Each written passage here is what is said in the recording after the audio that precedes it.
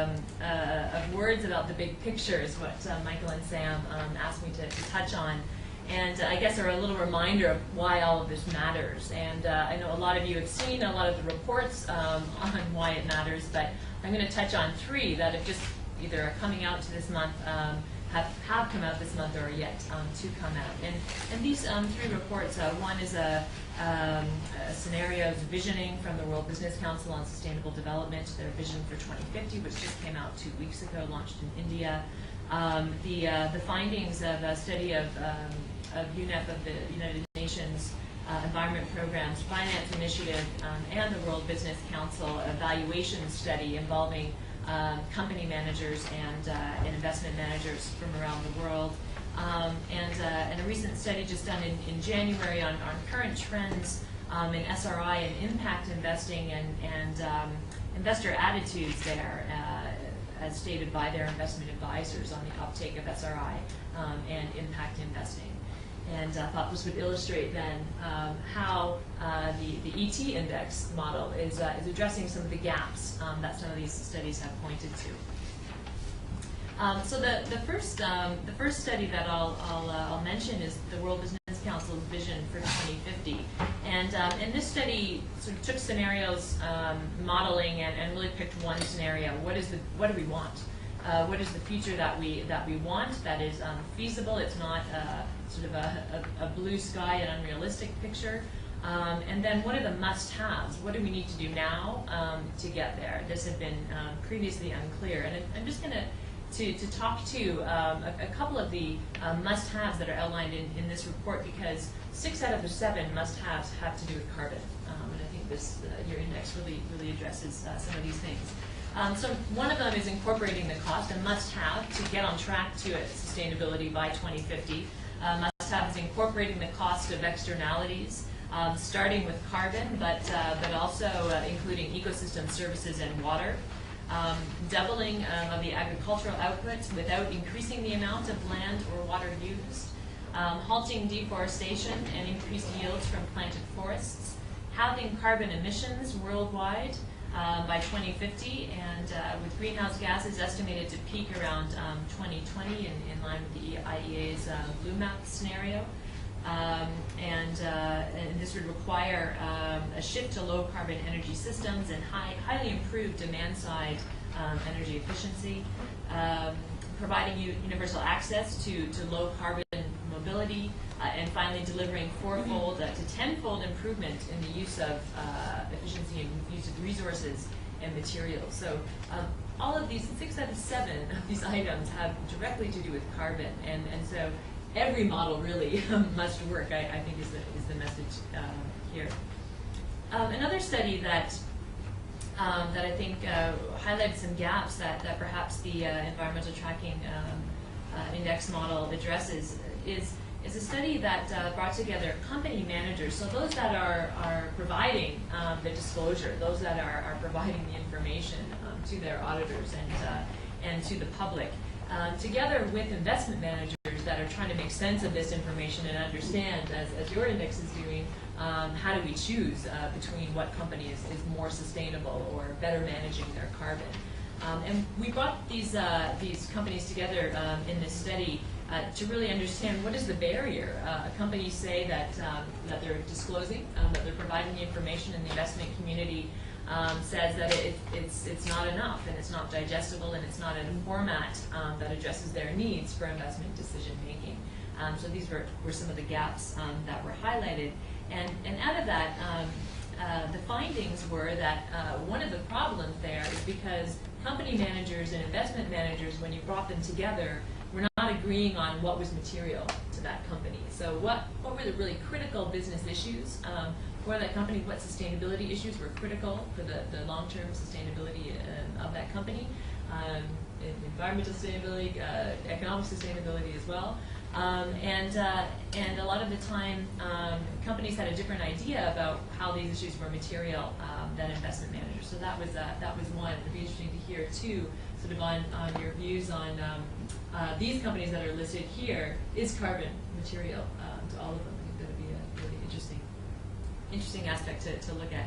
Another piece around disclosure was that the current disclosure was not enough, and I really think that this index and really naming and shaming those that are the best at disclosing and verifying is really needed, and that was highlighted in this report. It's not enough because of a couple of things. Because questionnaires are not haven't proved effective in getting, again, to these material issues for companies. Those creating the questionnaires are a quick fix to get around talking to each individual company about how they're managing these issues, and so as a result, those questionnaires have not, in large part, gotten to the material issues, although we are starting to see some evolution in that. And that the company's CSR and sustainability reports also came under fire from investment managers on not providing enough and the right information. And again, I think there's an important gap addressed here in getting the external auditors involved and including these figures in the annual report. I think that's something that's been asked for a long time. And finally, coming out of this study was highlighting that really performance has been the tail wagging the dog here in terms of performance on environmental, social, and governance factors.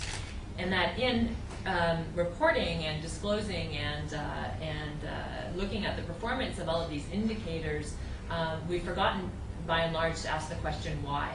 Why is that company in business? What is that company's value add to society? And then how are these factors of environment, social, and governance, how are they managing sort of that responsibility through these indicators, and what are the right indicators then to indicate their value to society? So I think that was another gap that was highlighted from this study.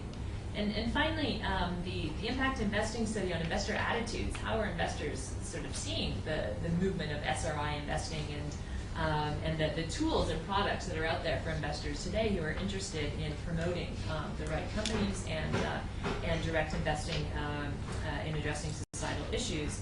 And these investment advisors responsible for high net worth individuals and pension funds said that still the investor is still really looking at SRI. They hope for a long-term return, but they know that they're not getting it at the moment. And so while they're allocating a portion of their portfolio that isn't philanthropy to socially responsible investments, they're still not expecting a return in the short term. And so with that, that really determines how they're allocating and diversifying their portfolio, which again I think is really important to this issue of the index model. And companies then are still looking for that diversification. They're still looking to make returns elsewhere.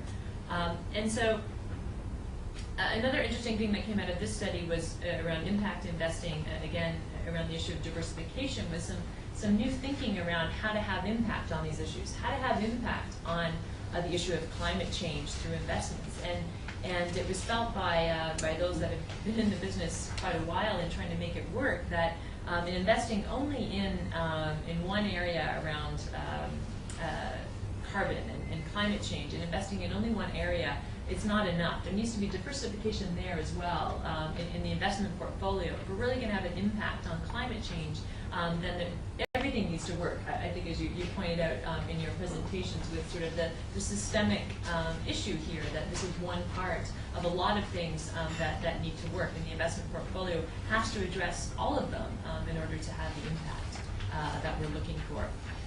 So a takeaway then from these reports, these recent reports for me, in terms of highlighting the gaps that we have and the work that we have yet to do, and how this index model is addressing it, are three things. That I think that really what's interesting about this is that there's a hope here of addressing the behavioral change issue. And I think that using an existing market model that investors know and that they're comfortable with, and that isn't going to make them step outside their comfort zone, is a really sort of interesting strategy. Whereas often SRI, where investors aren't sort of understanding the new models and products that are on the market, they tend to be a little bit shy. So using a current market model and applying carbon to it, I think is a really interesting way to break through the behavior change issues that we've been hoping for. The second is around transparency and immediate feedback loops and sort of, again, being simple and clear. I think of what we're trying to do. The other sort of key gap in all of those studies was that investors and often companies can't even point to which company is the more sustainable, which one is measuring and managing their carbon to the levels that we want and that we need. And again, I think this gets to that bigger picture item of the hypothesis around, if we are investing in those companies that are adequately addressing these issues and going beyond into creating sort of new business models around managing these issues, then we're shifting effectively capital from sort of one economy to another, and we're helping to shift things in the direction to finance the change that we need by investing then in the companies that understand those changes and are addressing those changes.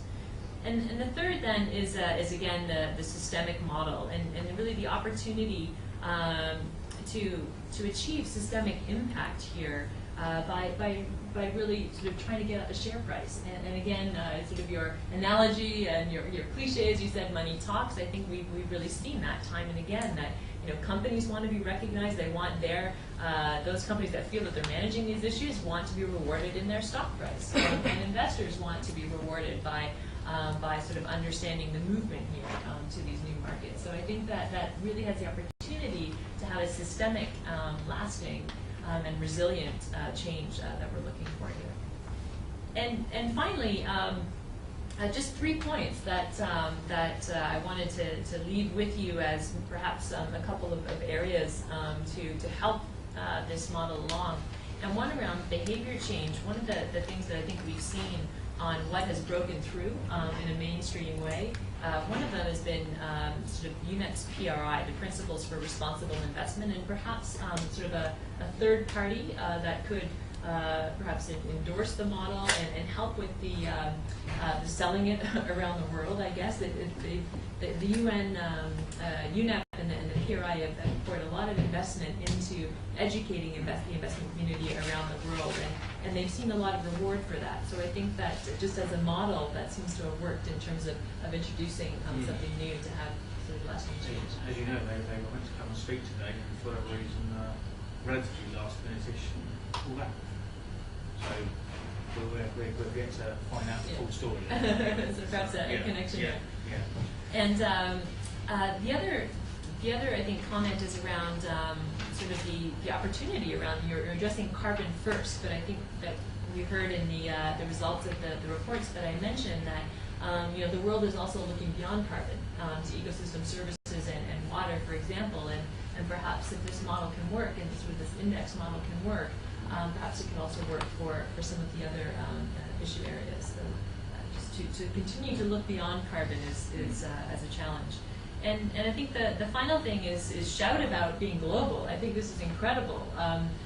Really sort of making the effort to make this initiative global, because I think we really get stuck in sort of the North American and European indexes and what's happening in companies and the investment community in Western markets. And I think that there's a lot of interesting things happening in emerging markets. And the interesting thing about emerging markets, as we all know, is that the rules are just being created there, and there's an opportunity. If there's a model that's working, that's different, that's going to point us in the direction of where we want to go for the future, then now is the time to get involved in making it a standard there and not having to do catch-up like we've had to do here.